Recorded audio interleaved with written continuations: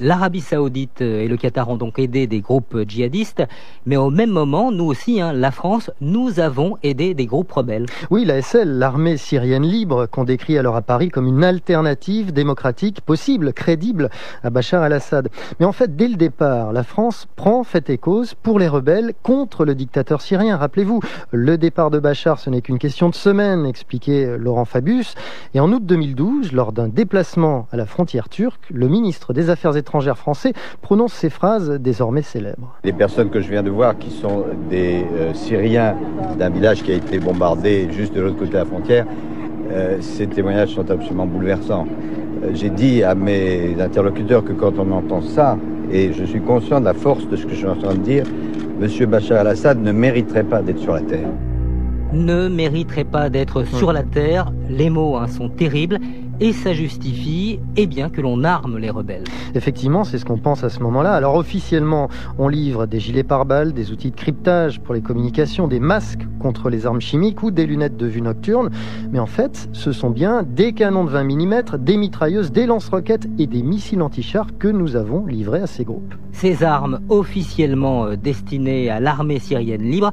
Et pourtant, dans les faits, on ne sait pas trop dans quelles mains elles sont tombées. Non, on le réalise aujourd'hui. L'ASL ne pesait rien. Ce qu'on appelle les rebelles, c'est une nébuleuse illisible. Certaines de ces armes sont donc effectivement passées dans les mains d'Al-Nosra, le groupe proche d'Al-Qaïda. Et c'est ce qui fait dire à l'ex-patron du renseignement extérieur de la France, Alain Juillet, qu'on s'est planté sur toute la ligne. Moi, je pense qu'il y a eu une faillite des services de renseignement dans ce domaine, et ça se comprend, puisque une des premières réactions qu'on a faites, ça a été de couper les ponts, fermer l'ambassade. Notre première action, c'est de fermer l'ambassade en Syrie et de ne plus avoir de contact avec les services syriens.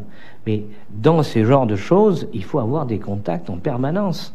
On a livré des armes aux rebelles. Bien sûr. La France a livré des armes à Al-Qaïda, à l'État islamique. Tous les Américains ont livré des armes pour empêcher la progression de l'armée de Bachar contre Jamal al-Nosra et Daesh. Les Américains ont livré des missiles anti-chars, encore récemment. La question, c'est qu'on entendait à ce moment-là, nous soutenons les Syriens libres. Mais quand on regarde sur le terrain ce que c'est que les Syriens libres, c'est rien du tout.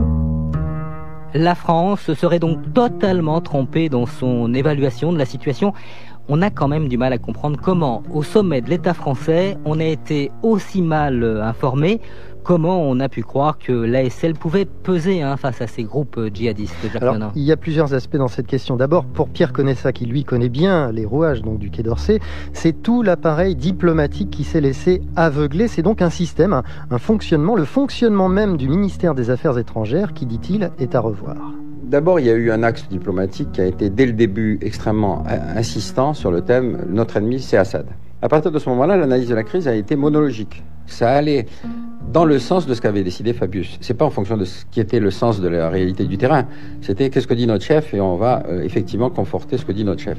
C'est-à-dire, c'est Assad, il faut se battre contre Assad et donc pour ne pas subventionner les groupes islamistes, c'était on va subventionner l'ASL.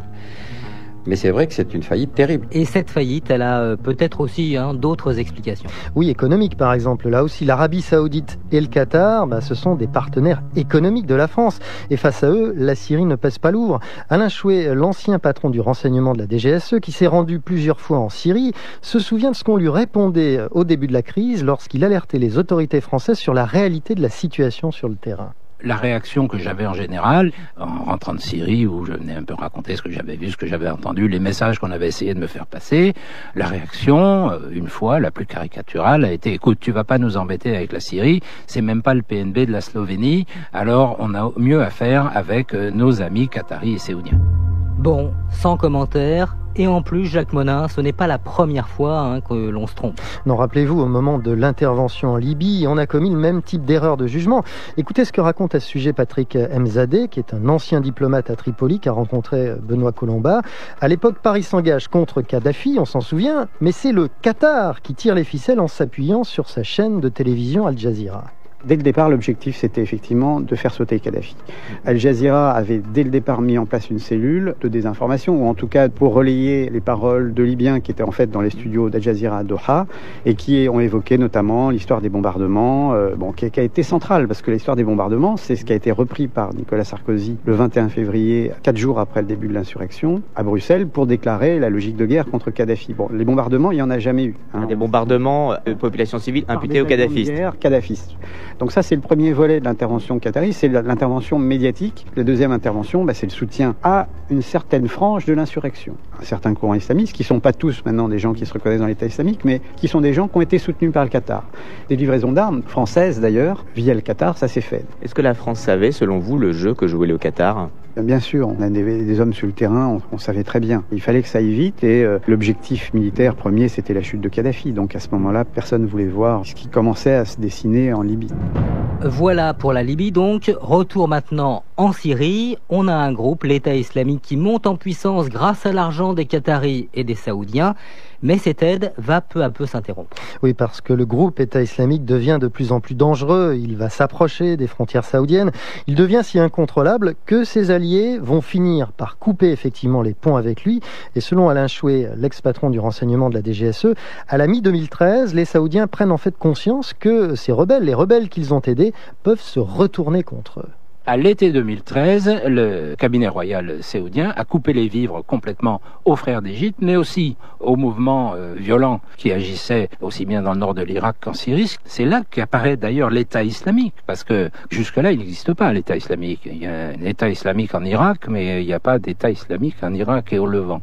C'est important de le comprendre, parce qu'à partir du moment où l'Arabie et le Qatar coupent les vivres au mouvement, il est obligé de sortir du bois. Et on le voit sortir du bois. Sa première action, ça a été d'aller piller la banque centrale de Mossoul. Ils ont raflé 500 millions de dollars en billets et en lingots d'or avec lesquels ils se sont payés des chefs de tribus du nord de l'Irak. Qui paye commande? N'étant plus payé par l'Arabie saoudite, l'État islamique échappe à son créateur et reprend la stratégie classique des frères musulmans qui est de condamner la famille saoud. Le monstre a échappé à ses créateurs.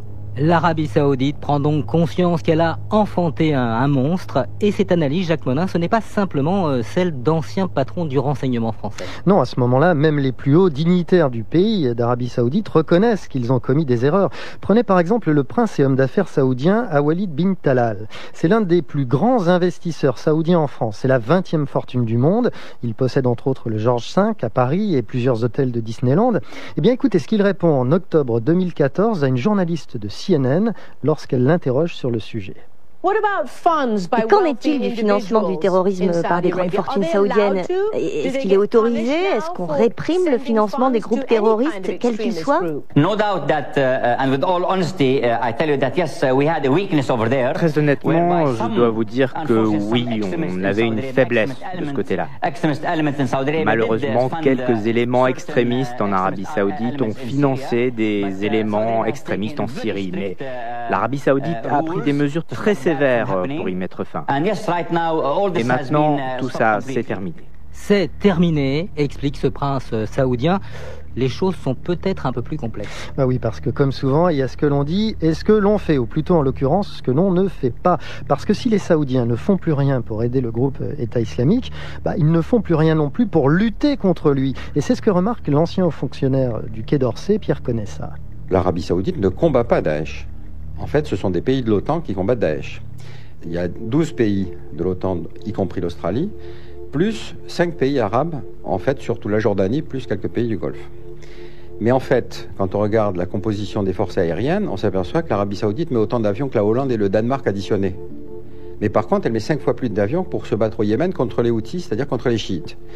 Donc l'Arabie Saoudite fait la même politique que Daesh, c'est-à-dire la persécution des chiites, mais il n'y a aucune raison de se battre entre eux. La société saoudienne ne comprendrait pas pourquoi on va essayer de faire disparaître une société qui leur ressemble tant. C'est la même qui décapite, qui crucifie, qui coupe les mains des voleurs, qui opprime les femmes et qui interdit les autres religions. L'Arabie Saoudite ne fait donc rien pour intervenir véritablement. Et en coulisses, son rôle pourrait être encore plus trouble, Jacques Monin. Si l'on en croit des sources bien informées, comme on dit, l'Arabie Saoudite continuerait indirectement de financer Daesh en achetant son pétrole au marché noir avec la complicité de la Turquie. C'est ce que soutient en tout cas un fin connaisseur du sujet, l'ancien patron d'Elf, Loïc Le Floch-Prigent, qui a lui-même longtemps travaillé en Irak et en Syrie. Le pétrole de Daesh ne peut sortir et ne peut être payé que par des gens qui sont prêts à le payer et à étouffer son existence. C'est forcément un mélange de Turcs et de Saoudiens. Il n'y a pas d'autre solution. C'est-à-dire que c'est les deux pays qui sont en liaison et qui ont la possibilité de le faire. Qu'est-ce qu'ils en font les Saoudiens de ce pétrole? Ils le blanchissent? Oh, ils l'utilisent forcément. Ils ne peuvent pas le blanchir. Je vous rappelle qu'un pétrole a un ADN et par conséquent, on sait d'où il vient si jamais il est sur le marché. C'est-à-dire que si jamais ils exportaient ce pétrole, ce serait su. Donc ce pétrole ne vient jamais sur le marché, donc il l'utilise plutôt. Enfin, bon, la laverie s'appelle une raffinerie. Voilà donc pour les éléments qui jettent le doute sur l'implication du Qatar et de l'Arabie Saoudite. Et pourtant, la France, elle continue d'entretenir les meilleurs rapports avec ces pays. Rappelez-vous, François Hollande s'est rendu dans le Golfe, c'était en mai dernier. Il signe avec le Qatar un contrat qui porte sur la vente de 24 Rafales. Et puis il y a un mois à peine, en octobre dernier, Manuel Valls, lui, se rend à son tour à Riyad pour signer des promesses de contrat. Et voilà d'ailleurs ce qu'il lance devant un parterre de dignitaires saoudiens. Avec l'Arabie Saoudite, nous avançons en confiance. Nous approfondissons une relation économique que nous tournons résolument vers l'avenir. Venez investir dans notre pays, au cœur de l'Europe. C'est le moment plus que jamais. À ce stade de votre enquête, Jacques Monin, ce que l'on peut retenir, c'est qu'en Syrie, de très nombreux pays ont joué avec le feu. Oui, les États-Unis qui ont déstabilisé l'Irak, les pays du Golfe qui ont financé des mouvements djihadistes, la France qui a joué les rebelles contre le pouvoir syrien sans voir qui elle avait véritablement en face d'elle, et la Turquie donc qui laisse prospérer les trafics sur son territoire. Bref, pour Hosham Daoud, qui est anthropologue au CNRS, les responsabilités sont multiples. Tout le monde a joué avec Daesh. Tout le monde, il voulait jouer à travers Daesh pour s'imposer. En fait, on a créé Frankenstein. Aujourd'hui, tout le monde essaie de trouver est-ce qu'il y a un moyen pour l'arrêter. Oui, il y a des moyens. On peut avoir des forces de coordination pour venir au bout de Daesh s'il y a une volonté politique. Une réponse politique sans doute, mais en attendant, c'est une réponse militaire qui est apportée. Oui, alors c'est d'abord un signe adressé à l'opinion française, c'est un signe de fermeté et de détermination, mais sur le terrain, l'efficacité des frappes est limitée et rien ne dit d'ailleurs qu'elles n'auront pas des effets pervers. Écoutez ce que pense à ce sujet l'ancien colonel de marine Michel Goya, toujours interrogé par Benoît Colomba. Vous savez, les frappes françaises, c'est 3% du total de toutes les frappes de la coalition qui n'a pas détruit l'État islamique.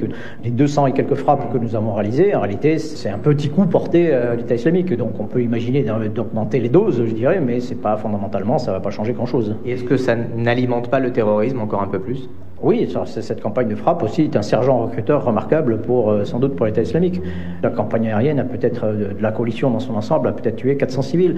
Donc tout ça, ça alimente globalement le ressentiment sur place, ça alimente l'idée que ce sont toujours les Arabes sunnites qui prennent des bombes dessus. Et au bilan, on a tué, alors la coalition dit, voilà, on a tué 10 000 combattants, c'est un chiffre qui est invérifiable en réalité, 10 000 combattants, mais elle en a recruté aussi un certain nombre.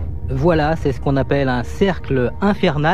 Mais comment faire autrement ? Aucune solution simple ne semble, au moins à court terme, se dégager. Reste l'autre question qu'il est peut-être aussi temps de poser, c'est celle de nos alliances, avec Jacques Monin, notamment le Qatar et l'Arabie Saoudite. Oui, peut-on adopter une posture morale lorsqu'il s'agit de Damas et fermer les yeux sur ce que font Doha et Riyad ? Comment peut-on être crédible si l'on fait du commerce avec des pays qui soutiennent un terrorisme que l'on dénonce par ailleurs ? Là-dessus, l'ancien spécialiste du renseignement Alain Chouet est catégorique. On ne pourra pas continuer éternellement dans une politique schizophrène qui consiste à vouloir imposer la démocratie dans certains pays en maintenant une alliance entre nos démocraties et la démocratie américaine qui est la plus grande du monde et les États théocratiques les plus réactionnaires de la région. On a fermé les yeux sur l'idéologie prônée par ces pays parce qu'on la voyait pas, parce qu'on n'en voyait pas les effets. On n'en mesurait pas les effets parce que rien ne se passait chez nous, ou s'il se passait des choses, on les voyait pas. Maintenant, on les voit. Oui, alors question, la France va-t-elle évoluer de ce côté-là? Rien n'est moins sûr. Pour l'instant, Matignon affiche un embarras prudent et préfère insister sur l'évolution de ses alliés plutôt que sur ses turpitudes. Merci Jacques Monin pour cette enquête réalisée en collaboration avec Benoît Colomba. Enquête à retrouver sur notre site internet franceinter.fr et sur la page Facebook de Secret d'Info.